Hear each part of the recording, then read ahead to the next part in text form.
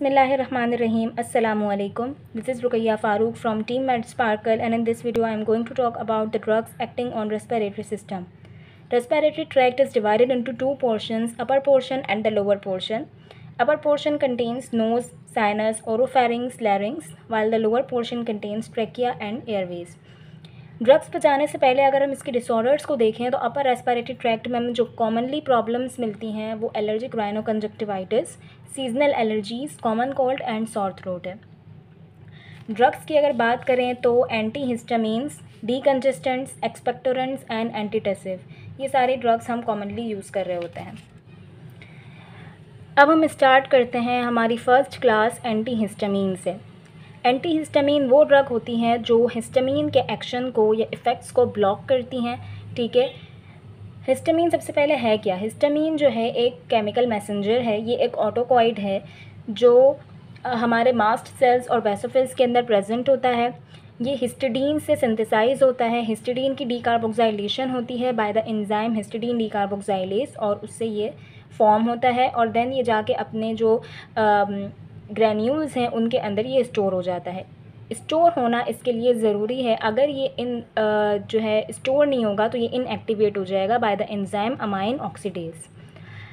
Histamine जो है वो हमारी बॉडी में बहुत सारे नॉर्मल फंक्शंस कर रहा होता है, जैसे कि गैस्ट्रिक एसिड सिक्रीशन करवाता है, इन्फ्लेमेटरी रिएक्शंस को मीडिएट कर रहा होता है, इसके अलावा न्यूरो ट्रांसमिशन करवा रहा होता है हमारे ब्रेन के अंदर। ब्रेन में ये as a neurotransmitter work कर रहा होता है। हिस्टामीन अपने डिफरेंट रिसेप्टर्स पर बाइंड करके अपना इफ़ेक्ट शो करता है। रिसेप्टर्स में जो है वो हमारे पास H1, H2, H3 और H4 है। ये रिसेप्टर्स डिफरेंट लोकेशंस पर प्रेजेंट होते हैं और अपने डिफरेंट इफ़ेक्ट्स शो करते हैं।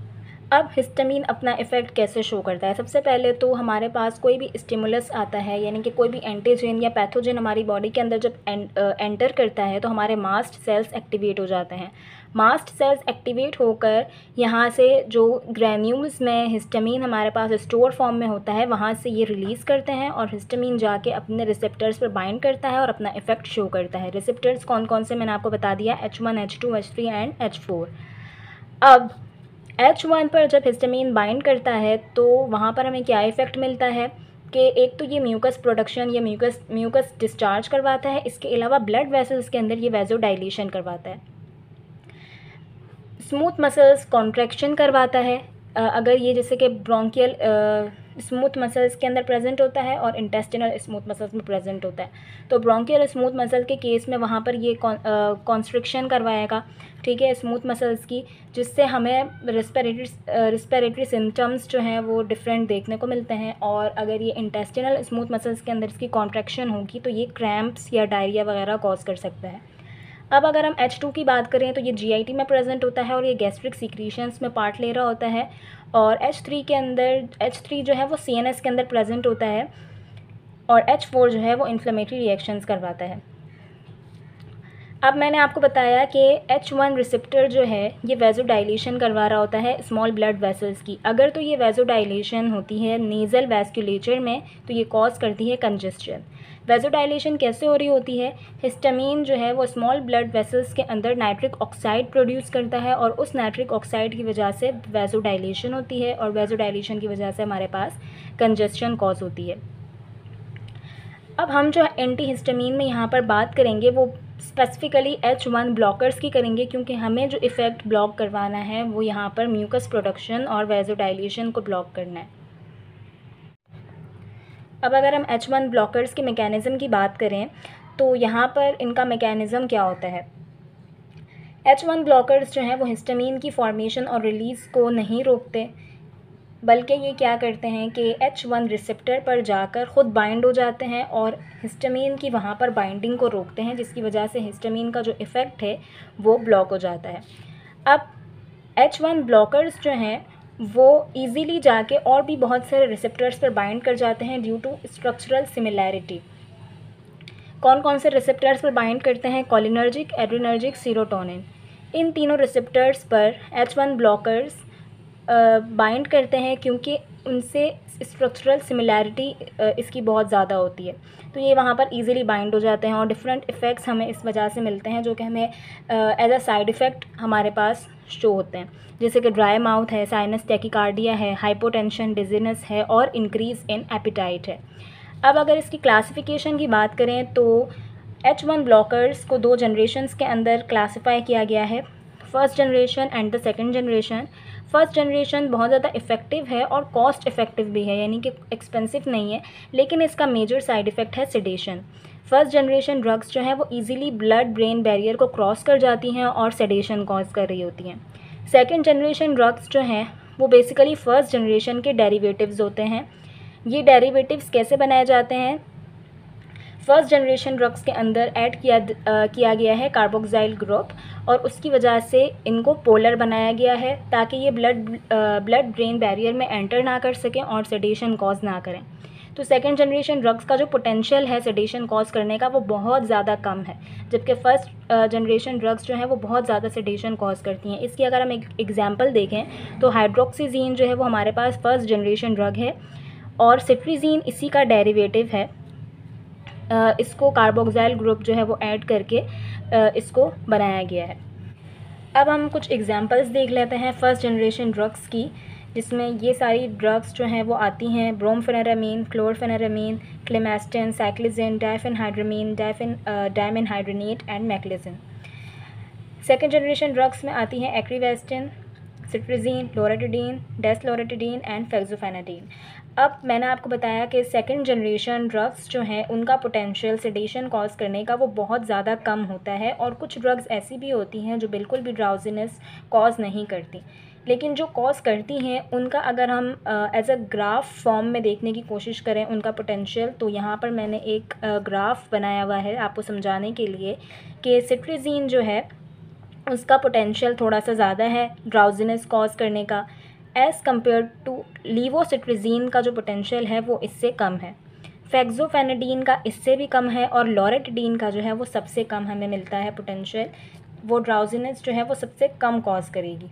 अब हम आते हैं इसके थेराप्यूटिक यूजेस पर। तो इसका जो मेन और मोस्ट इम्पॉर्टेंट जो यूज़ है वो एलर्जिक रिस्पॉन्सेज हैं, ठीक है, और वो रिस्पॉन्सेज जो कि IgE मीडिएटेड एंटीबॉडी की वजह से कॉज हो रहे होते हैं, यानी कि अगर कोई एंटीजन जाके स्पेसिफिकली इस एंटीबॉडी के साथ बाइंड हो रहा होता है तो जो एलर्जिक रिस्पॉन्सेज हमें मिलते हैं उनके लिए ये यूज़ हो रही होती हैं।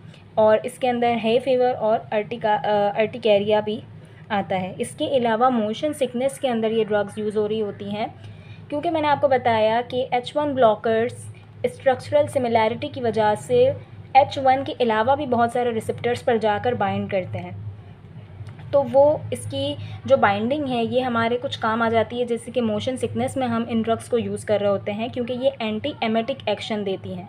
एंटी एमेटिक एक्शन हमें किस वजह से मिलता है? H1 और M1 रिसेप्टर पर बाइंडिंग की वजह से मिलता है।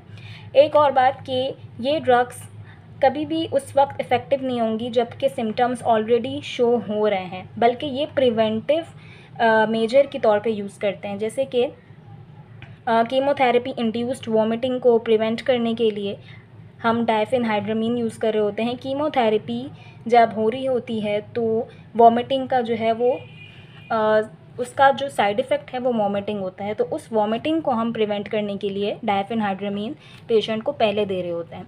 इसके अलावा अगर कोई ट्रैवल कर रहा है और किसी को ट्रैवल के वक्त जो है वो वॉमिटिंग का प्रॉब्लम है, तो उसमें भी हम जो है वो एज अ प्रिवेंटिव मेजर इन ड्रग्स को यूज़ कर रहे होते हैं। इसके अलावा मैंने यहाँ पर लिखा हुआ है कि कौन सी ड्रग्स को हम मोशन सिकनेस के लिए यूज़ करेंगे। साइक्लिजिन, डायफेनहाइड्रामीन, डायमेनहाइड्रेनेट और मैक्लिजिन, इन ड्रग्स को हम मोशन सिकनेस के लिए भी यूज़ करते हैं।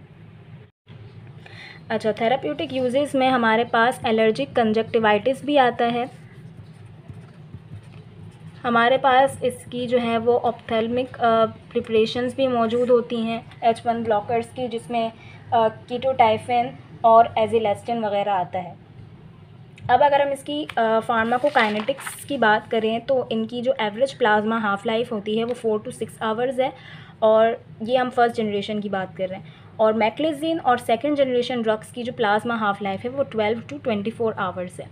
इस ड्रग की मेटाबॉलिज्म कैसे होती है, तो ये साइटोक्रोम P450 एंजाइम के ज़रिए मेटाबोलाइज होती है। अगर हम इसके साइड इफ़ेक्ट्स की बात करें तो sedation is a very common side effect.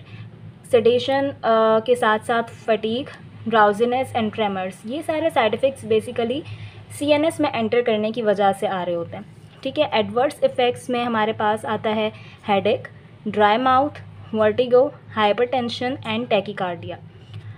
अब हम अगर इसके ड्रग इंटरेक्शंस की बात करते हैं कि H1 ब्लॉकर्स का जो है वो किन ड्रग्स के साथ इंटरेक्शन है, तो यहाँ पर हम इसको यूज़ नहीं करेंगे मोनोअमाइन ऑक्सीडेज इनहिबिटर्स के साथ, क्योंकि इसका इंटरेक्शन जो है वो सेडेशन को बहुत ज़्यादा इंक्रीज़ कर देगा।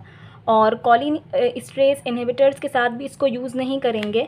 मैंने यहाँ पे H2 लिख दिया है, this is H1 blocker.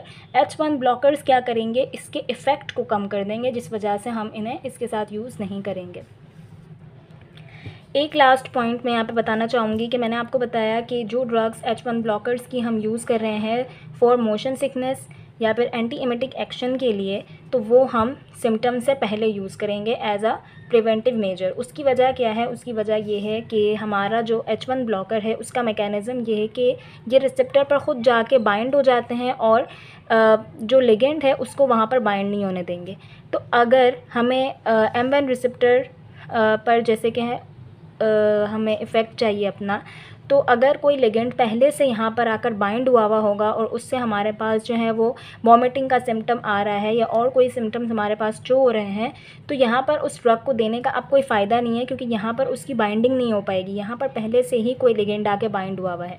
So that's why हम सिम्टम्स के शो होने से पहले इन ड्रग्स को यूज़ करते हैं। So that's all for today. I hope कि ये वीडियो आप सबके लिए हेल्पफुल रहेगी। नेक्स्ट वीडियो में हम बात करेंगे हमारी दूसरी क्लासेस की, decongestants, expectorants and antitussives. So see you guys in the next video. Till then take care, अल्लाह हाफ़िज़।